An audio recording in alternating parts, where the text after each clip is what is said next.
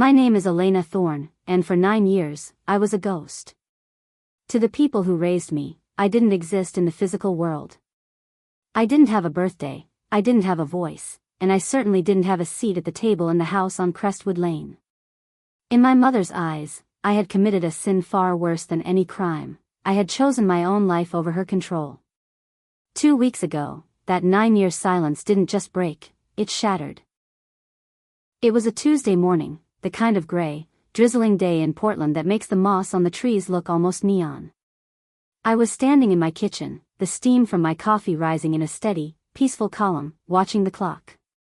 10:14 a.m. That's when the taxi pulled up. I didn't recognize the car, but I recognized the woman who stepped out of it. Beatrice Thorne hadn't changed much, which was perhaps the most terrifying thing about her. She was wearing a beige cardigan. The same shade as the walls in the church she ran, and she moved with the same calculated precision I remembered from my girlhood. She stood on my sidewalk for exactly 30 seconds, looking at my house. She wasn't looking at the architecture or the flowers my husband, Julian, had planted, she was appraising it. She was counting the windows, measuring the square footage, and calculating the property tax in her head. When the doorbell rang, it didn't sound like a visitor. It sounded like a summons. I opened the door, and for a moment, the world went completely still. We stood 3 feet apart, separated by a decade of cold air. She didn't reach out to hug me. She didn't cry.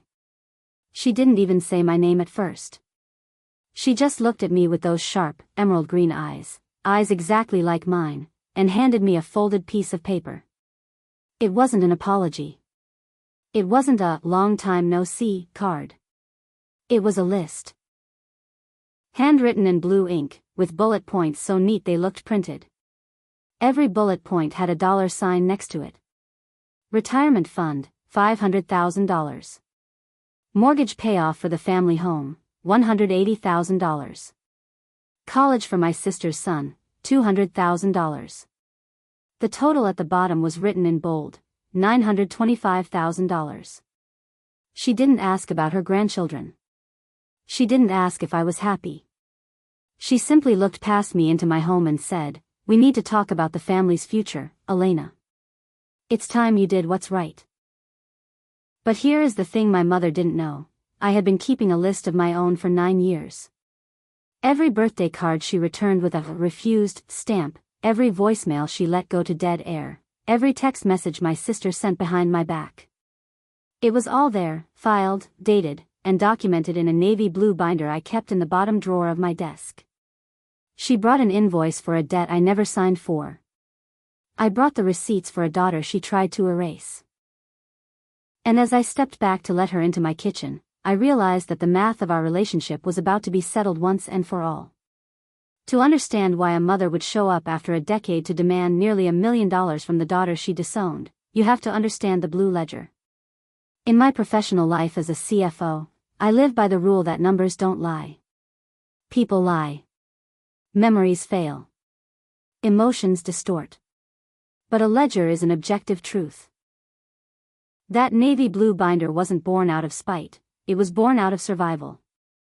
The first entry is dated June 14, 2017. It's a wedding photo. In the picture, Julian and I are standing on the steps of the Multnomah County Courthouse. I'm wearing a $150 dress from a consignment shop, and he's in a suit he bought on clearance. We are beaming. We look like two people who have just won the lottery because, in our minds, we had each other. I mailed that photo to Crestwood Lane with a note that said, "We are so happy. I hope you can be happy for us someday." 11 days later, it appeared back in my mailbox. The envelope hadn't even been opened. Across my handwriting, someone had pressed a rubber stamp so hard the ink bled through the paper. Return to sender. Refused. I stared at that red ink for hours. It felt like a physical blow to the chest. Most people would have cried and thrown it in the trash. Some would have burned it. But I did something else. I walked to the office supply store, bought a 3-ring binder, and a pack of red pens. I slipped the photo into a plastic sleeve, labeled it Item 2, and wrote the date in the margin. That was the beginning of the archive of absence. Over the years, the binder grew heavy. Tab 1, Year 1. 7 items. For returned birthday cards, 2 ignored voicemails, and 1 Facebook screenshot of my sister, Cassidy, hosting a family-only Christmas dinner. I wasn't in the photo. I hadn't been invited. I printed the image anyway. It became a habit, a cold, mechanical ritual. Every time my mother slammed a door in my face, I recorded the sound of the hinges. I kept the archive in the bottom drawer of my desk, behind the mundane folders of tax returns and insurance policies. Most weeks, I forgot it was there. But every few months, the mail would bring another red stamp, or a mutual friend would forward a text from my sister that made my blood run cold. Her children don't have real grandparents, Cassidy had texted a friend of ours. That's the path Elena chose. We've moved on. I printed that, too. Item 16.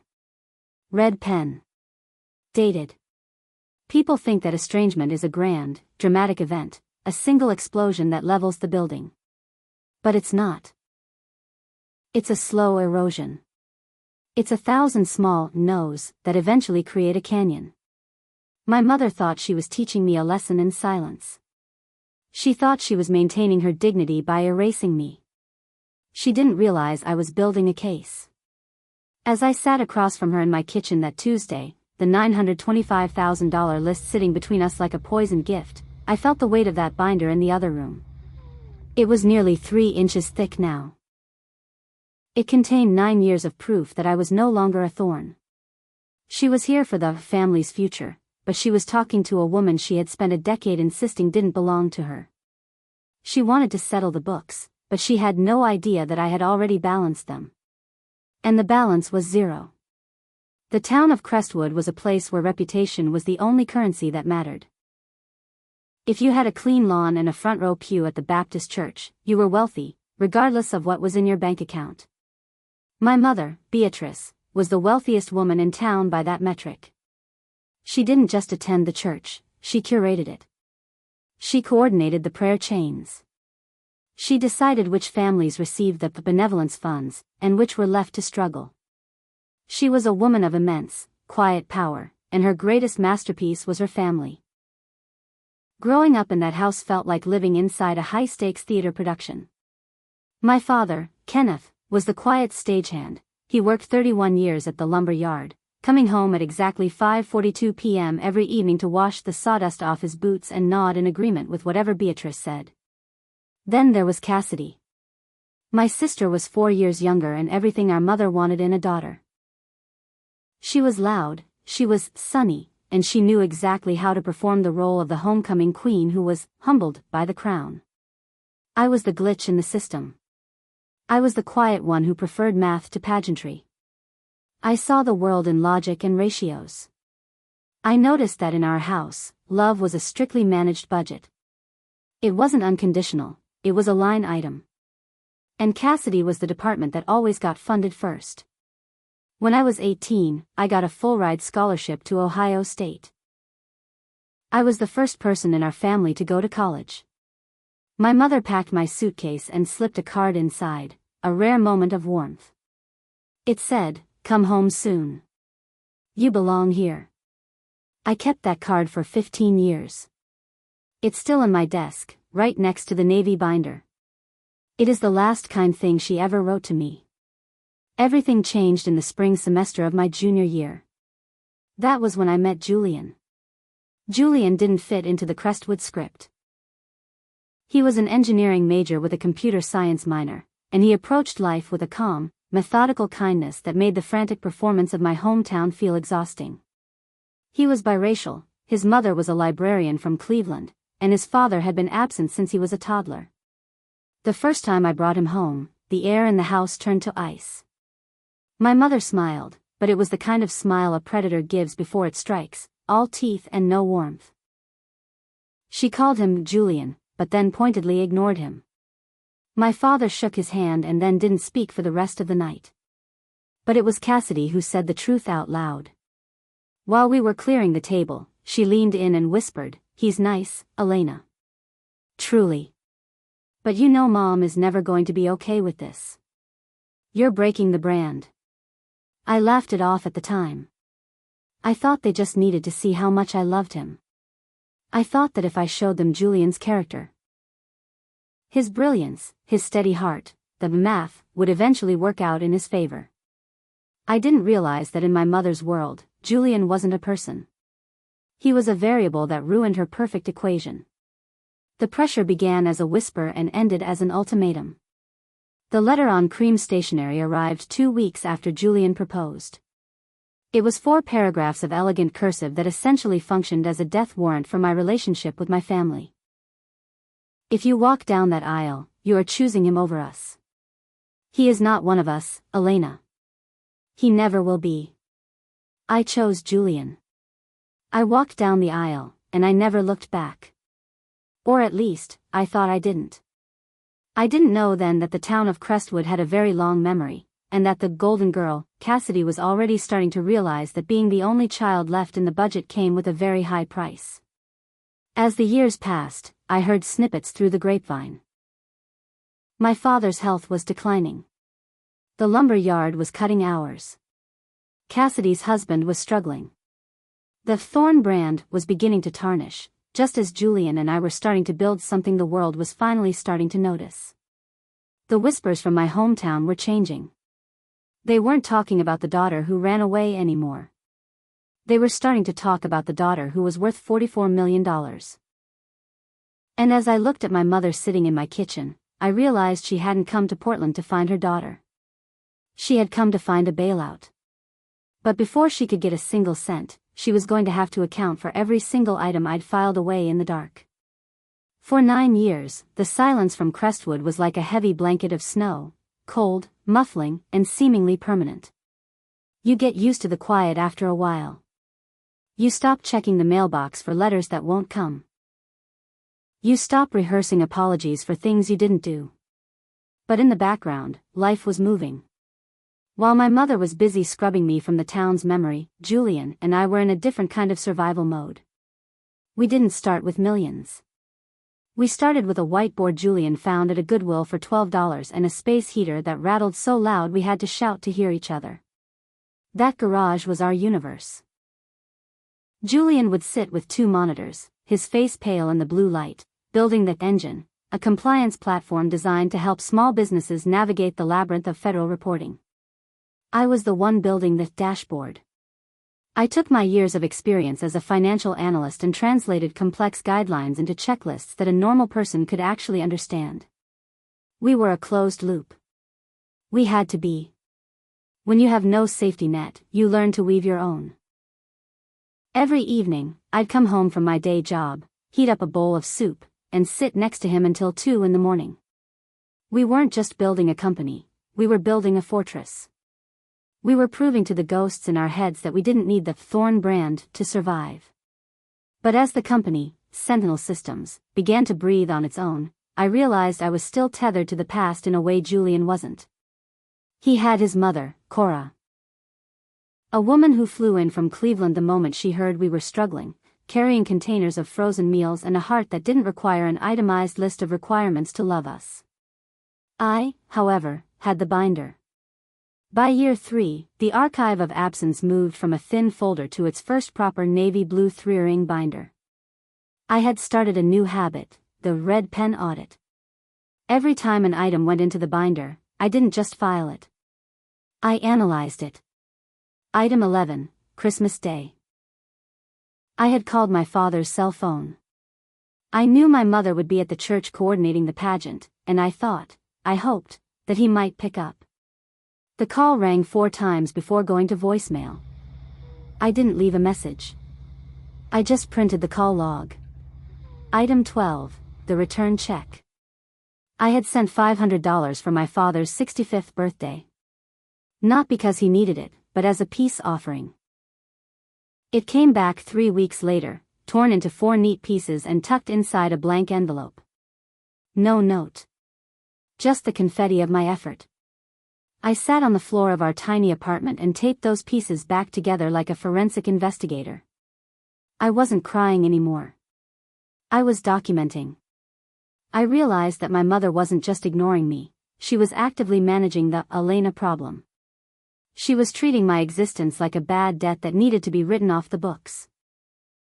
And then, the math of our lives changed forever. The twins were born.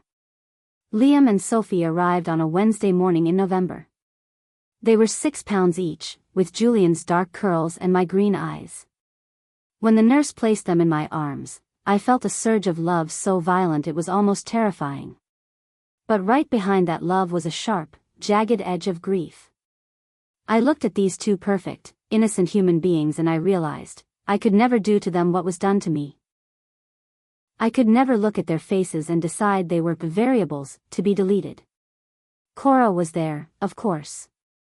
She stayed for 3 weeks, rocking Liam at 3 in the morning and humming low, sweet songs while she washed bottles.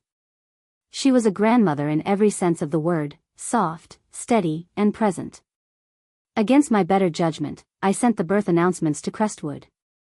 I included 2 photos, one of each twin, wrapped in hospital blankets. I didn't ask for money. I didn't ask for a visit. I just wrote, they are here. They are healthy. We would love for them to know you. Item 14 and 15 in the binder tell the rest of the story. Both envelopes returned. Stamped. Refused.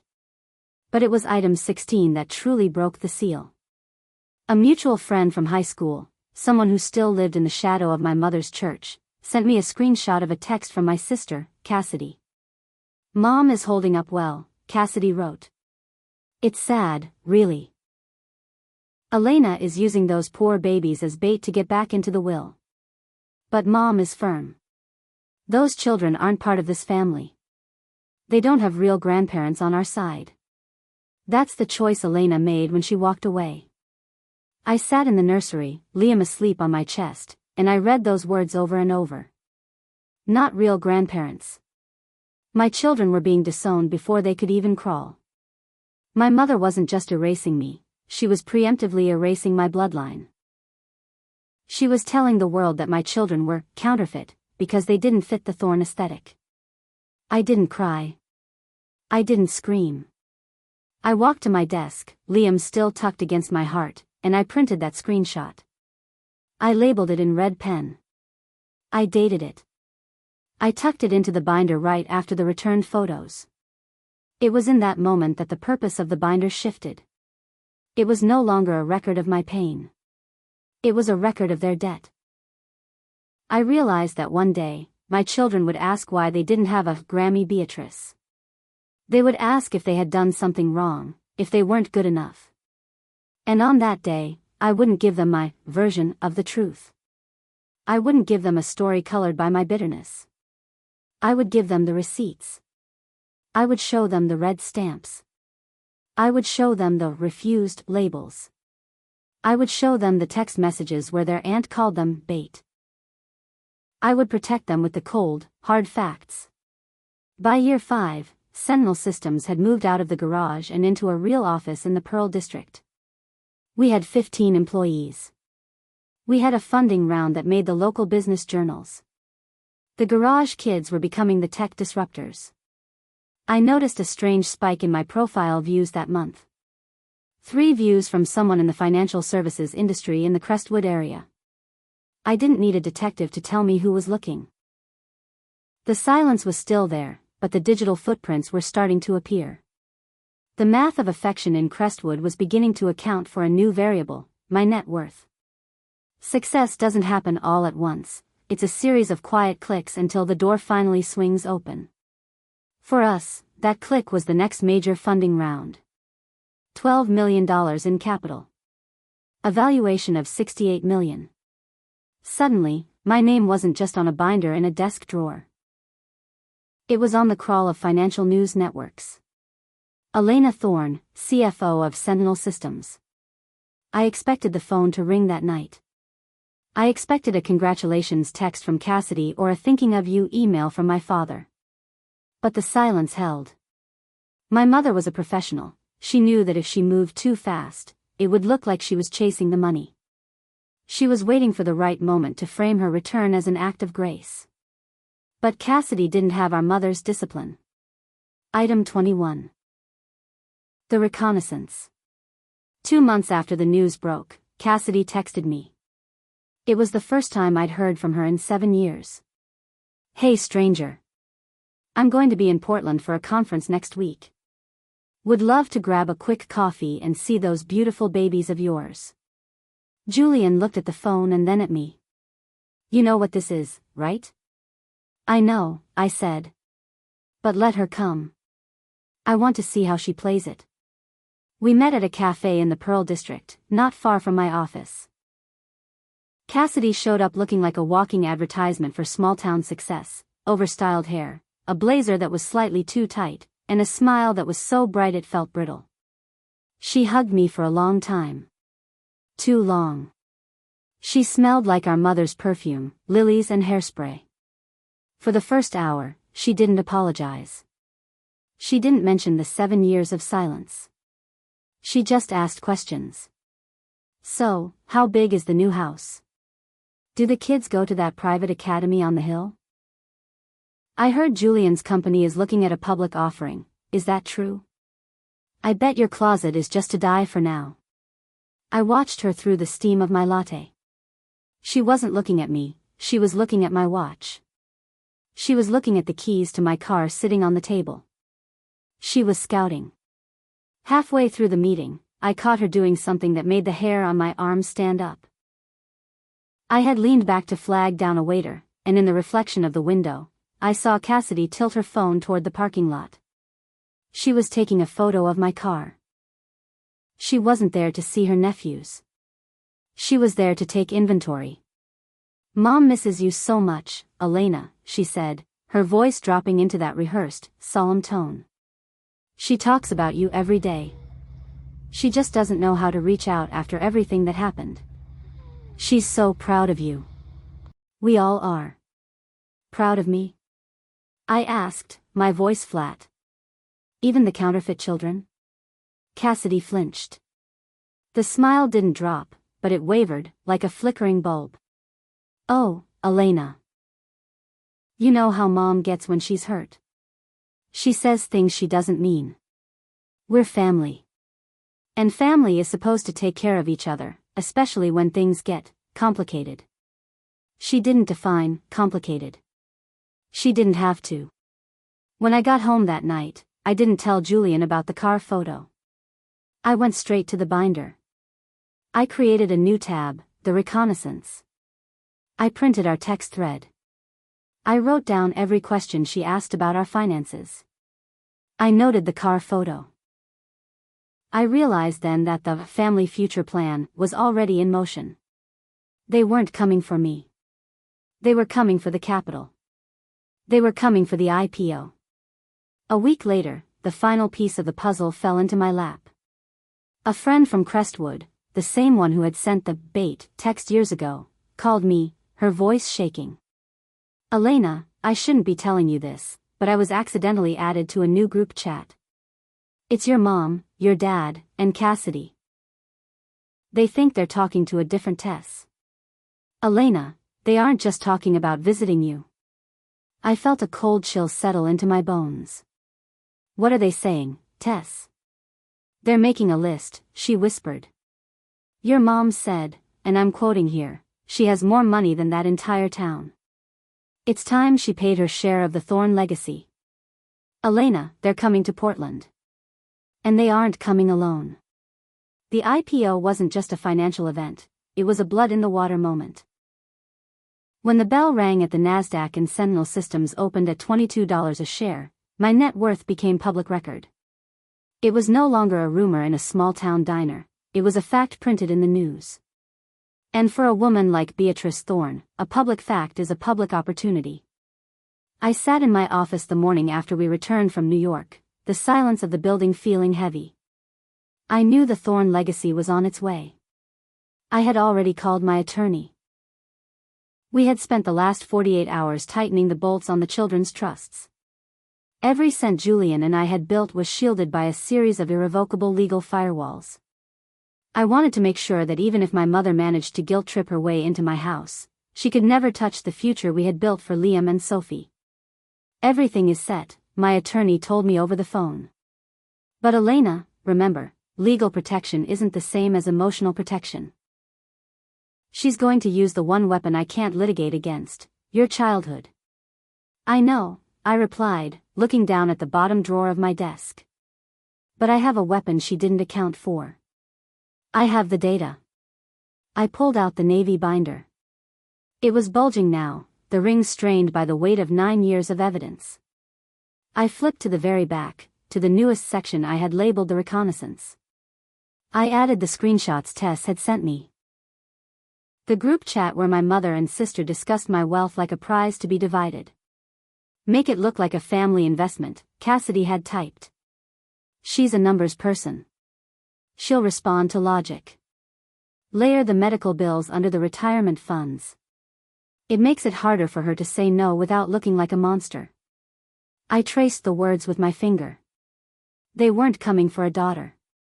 They were coming for a transaction.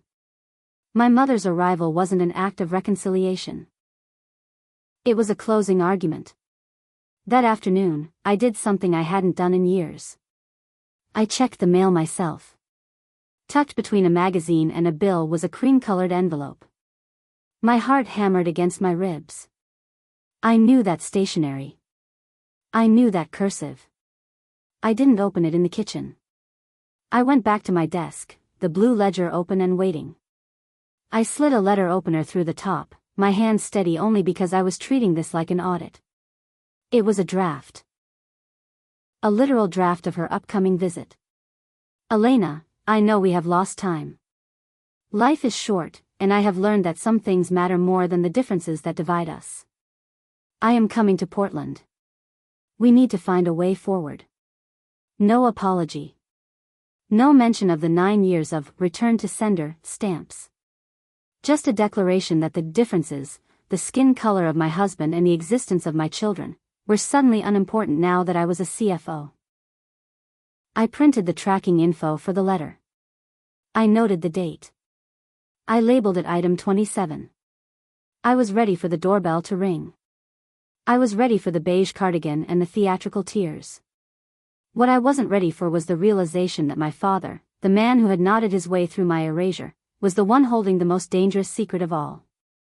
The hard-hitting peak didn't happen in a boardroom or a lawyer's office. It happened in my hallway, 3 days before my mother arrived, when a package showed up from an unknown sender in Cleveland. I assumed it was a gift from Julian's mother, Cora. She was always sending blankets or books for the twins.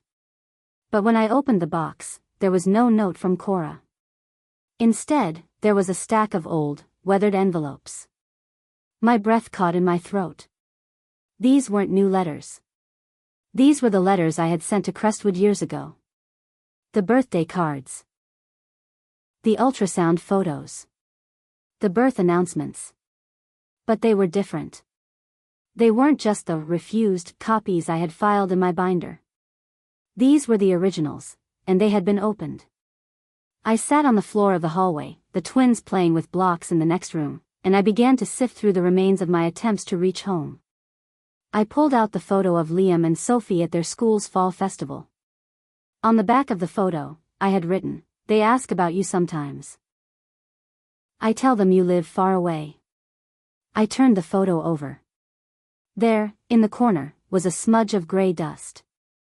Sawdust. The realization hit me like a physical weight. My father had been opening them. He had been taking them to the lumber yard, hiding them in his locker, and looking at his grandchildren in the quiet moments between shifts. He had held these photos. He had read my words. And then, he had put them back. He had let my mother reseal them. He had let her stamp them, refused, and send them back to me to break my heart, over and over again, for 9 long years. He wasn't just a bystander. He was a silent witness who chose his wife's pride over his daughter's soul every single day. I looked at the ultrasound photo. The edges were curled, as if it had been carried in a pocket for a long time. My father had known. He had seen the first images of Liam's heartbeat. He had seen Sophie's tiny profile. And he had said nothing. He had stood by the door at 5:42 every evening and played his part while my children grew up without a grandfather. I felt a sob rise in my throat, not for the mother who hated me, but for the father who loved me and still let me drown. Julian walked into the hallway and saw me sitting in the middle of the debris. He didn't ask what was wrong. He saw the sawdust on the photos. He saw the opened envelopes. He sat down next to me and pulled me into his lap, letting me cry into his shoulder for the first time in years. "They're coming, Julian," I whispered into his shirt. "They're coming for the money, and they're going to pretend none of this happened. They're going to act like they just lost track of time." "Let them come," Julian said, his voice a low, dangerous rumble. "They think they're coming to a bank. They don't realize they're walking into an audit." I wiped my eyes and looked at the stack of photos. I didn't put them back in the box. I walked to my office, opened the blue ledger, and began to refile them. But this time, they didn't go under returned. They went under a new category, the cost of silence. I realized then that my mother was the architect, but my father was the contractor. He had built the wall I'd spent a decade trying to climb.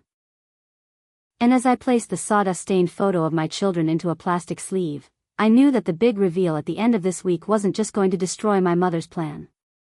It was going to dismantle the entire Thorne family history. The day of the arrival was unnervingly quiet. I had sent Julian and the twins to chorus for the day. I didn't want my children to be part of the negotiation. I wanted my mother to see exactly what she had created.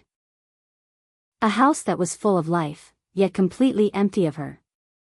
At 10:14 a.m., the taxi pulled up. I watched from the kitchen window. Beatrice Thorne stepped out, looking every bit the woman of status she imagined herself to be.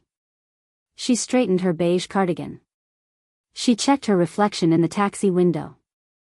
She carried a small suitcase, the kind you bring when you expect to stay a while. When the doorbell rang, I didn't rush. I counted to 10. I wanted her to feel the weight of the door between us. I opened it, and the smell hit me first, lilies and hairspray. The scent of my childhood nightmares. "Elena," she said. Her voice was practiced, a soft, melodic tone she usually reserved for church functions. "You look, well. Success suits you. Come in, Beatrice," I said. I didn't call her Mom. I saw her flinch at the name, a tiny crack in the porcelain mask. I didn't lead her to the plush living room. I led her to the kitchen table. I sat across from her and watched as she took a folded piece of paper out of her purse. "I won't beat around the bush, Elena," she said, her eyes dampening right on cue. "We have all made mistakes. Pride is a terrible thing. But your father, his health is failing. The medical bills are more than we can handle. And Cassidy's son, your nephew, he deserves a future. He deserves the kind of education you had." She placed the list on the table. $925,000. "This is what families do, Elena," she whispered. "We take care of our own. I know we've had our differences, but surely, you can see that the Thorne legacy is worth more than a few years of silence." I looked at the list. Then, I reached under the table and pulled out the navy blue binder. I set it down next to her invoice with a heavy, hollow thud. "You're right, Beatrice," I said, my voice cold. "Families do take care of their own. So, before we talk about your list, I think we need to go over mine. We have 9 years of back taxes to settle." I opened the binder to tab 1. I showed her the first returned wedding photo. "This was June 2017, I said. "You stamped this refused. Tell me, Beatrice, how much do you think that stamp cost you in interest?"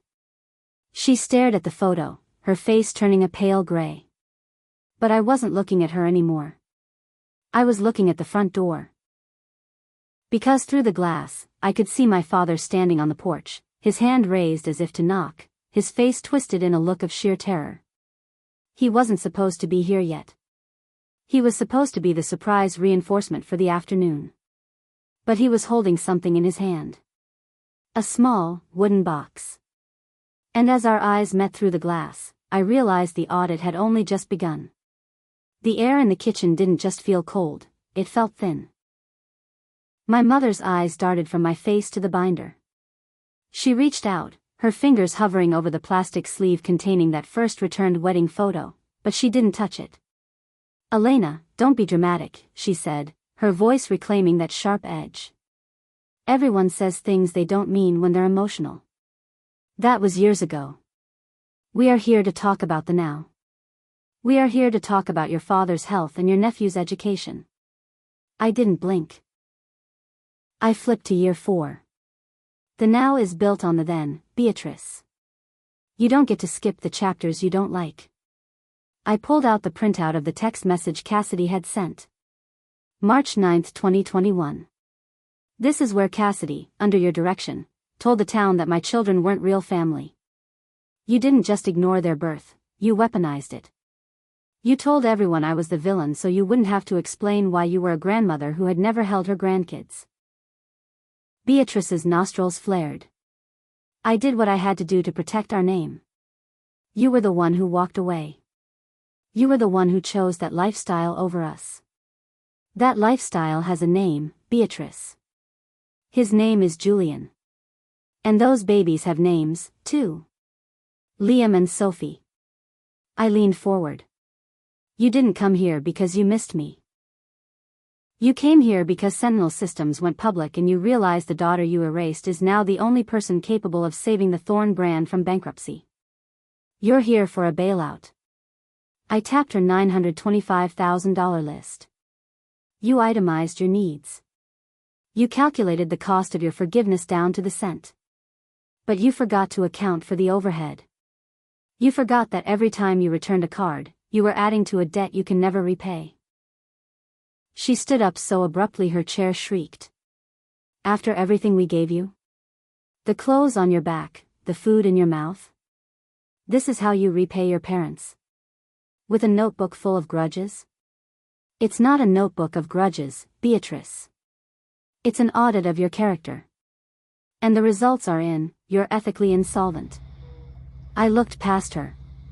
My father, Kenneth, was still standing there. He stepped into the kitchen, the smell of old cedar trailing behind him. He didn't look at Beatrice. He kept his eyes locked on me. "Kenneth," Beatrice snapped. "Get in here. Tell your daughter about the surgery." My father didn't speak. He walked to the table and set the small wooden box down right on top of Beatrice's list. It was a simple thing, hand-carved. "The surgery can wait, B," my father said. His voice was raspy. "Everything can wait." He looked at me. "I found these in my locker at the yard, Elena.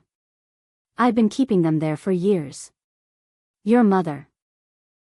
She told me it was for the best. She said the silence was the only way to make you realize what you'd lost." "And did it work, Dad? Did the silence make you feel like you won?" He shook his head, a single tear carving a path through the dust on his cheek. "I watched you through the news. I saw you and that boy. He looked like a good man. And every time a letter came, I'd take it to the yard.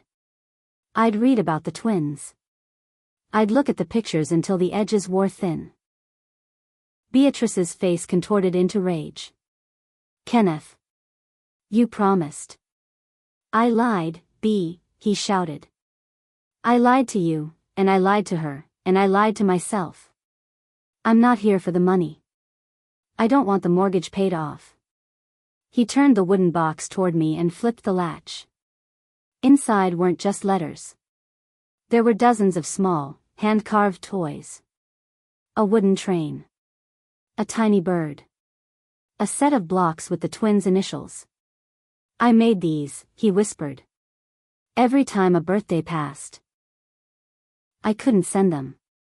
I was too much of a coward to send them. But I couldn't stop making them. I looked at the toys, and for the first time, my armor cracked. These weren't line items. These were the physical manifestations of a grandfather's stifled love. But as I reached out to touch the wooden train, Beatrice's hand shot out, slamming the lid of the box shut. "This is enough," she screamed. "Sentimentality doesn't pay the bills. Elena, look at me. You have $44 million. Your father is dying. Are you really that cold?" I looked at my mother, then at my father, then at the box of toys. "You're right, Beatrice," I said, standing up. "I'm a numbers person. So let's look at the final balance. Dad, I love the toys. But you still let her send the letters back. You still let her call my children bait." I picked up the $925,000 list and tore it in half. Then I tore it again. And again. "The audit is closed," I said. "And the verdict is simple, I'm not giving you a cent." Beatrice stared at the shredded paper on the floor. Her mouth opened and closed, but no sound came out. You can't," she finally whispered. "We are your parents. You owe us." "I owe my children a mother who doesn't let toxic people into their lives," I replied. "I owe my husband a wife who protects the peace he helped me build." I walked to the front door and held it open. "Dad," I said. "The toys stay. You can see the twins. But not today. And not with her. You want to be a grandfather? That starts with an apology that doesn't involve a bank account." Kenneth looked at the box on the table, then at Beatrice. For the first time in 31 years, he didn't wait for instructions. He walked toward the door. "Kenneth." Beatrice hissed. "If you walk out that door, don't you dare come back to Crestwood. You'll be a beggar." My father stopped at the threshold. "I've been a beggar for 9 years, B. I've been begging for a daughter I already had. I'm done." He stepped out into the rain. Beatrice stood in the center of my kitchen, a solitary figure surrounded by a navy binder and shredded paper. She picked up her suitcase. She didn't look at the toys. She walked out the door, her head held high, until the rain washed her footprints away. I closed the door. The click of the lock sounded like a period at the end of a very long sentence. I leaned against the wood, closing my eyes. But then, a vibration in my pocket. My phone. A text from an unknown number. "I'm at the end of the driveway, Elena. I saw them leave. We need to talk. There's something about the IPO that your mother doesn't know, and something you don't know about the foundation of your company." I looked through the window. A black sedan was idling at the curb. A window rolled down, and for a split second, I saw a face that changed everything. I walked out onto the porch. The man from the car stepped out. It was Marcus, my lead auditor from the IPO, but he wasn't here for business. "What are you doing here, Marcus?" I called out. He walked toward me. "The due diligence, Elena. There were things I had to keep buried so the company would survive. Things about where the initial seed money really came from." I felt the world tilt. "The seed money? We built that in the garage." "Not all of it," he whispered. "Your mother wasn't the only one keeping a ledger. She didn't come here just for a bailout, Elena. She came here because she thinks she owns a controlling interest in your life." He handed me a small drive. The initial investment didn't come from a bank. It came from a shell company. A firm controlled by the Thorne estate. I felt the blood drain from my face. "My mother, she funded us?" "She funded the seed," Marcus said. "She wanted a hook. She knew that if you succeeded, she'd wait until the IPO to reveal that you were built on her back. She didn't want the 900,000. She wanted the 44 million. I looked at the shredded remains of her list. It wasn't a demand, it was a distraction. She had let me win the argument about medical bills so I wouldn't look closer at the corporate structure. Every item in my binder wasn't a record of her absence, it was her alibi. I spent the next 48 hours in a haze of legal documents. Marcus and I worked through the night, tracing the money through offshore accounts until we found the signature that changed everything. It wasn't Beatrice's signature. It was my father's. Kenneth Thorne hadn't just been opening my letters, he had used his own hidden retirement fund to fund Julian's dream. He had done it in secret, knowing that if Beatrice found out, it would be the end of his marriage. But Beatrice had found out. She had used that secret to blackmail him into silence for years. When I realized the truth, the anger evaporated. I called my father. "I know about the seed money, Dad." There was a long silence. "I just wanted you to have a chance, baby girl." I knew Julian had the spark. I didn't want her to touch it. "You saved us, Dad," I said. "You were the only one who truly invested in us. We didn't lose the company." The firewalls Julian and I had built were too strong, and the claim was based on a document my father had never actually finalized in my mother's favor. We settled with the estate, enough to keep the lumber yard from closing, but not a cent for Beatrice's pride. A month later, I stood in the backyard, watching Liam and Sophie play on the wooden train my father had carved. The blue ledger was gone. I hadn't burned it, I had shredded it for the compost. It was time to grow something new. My worth was never $44 million. It was sitting right there on the grass, a family built on the truth. As the sun broke through the clouds, I realized that the best way to balance the books was to stop looking at what was lost and start counting what remained. And for the first time, the math was perfect. Have a story like this? Send it to us, and we'll share it with the world. Don't forget to like, subscribe, and hit the bell for more true family drama. Thanks for watching.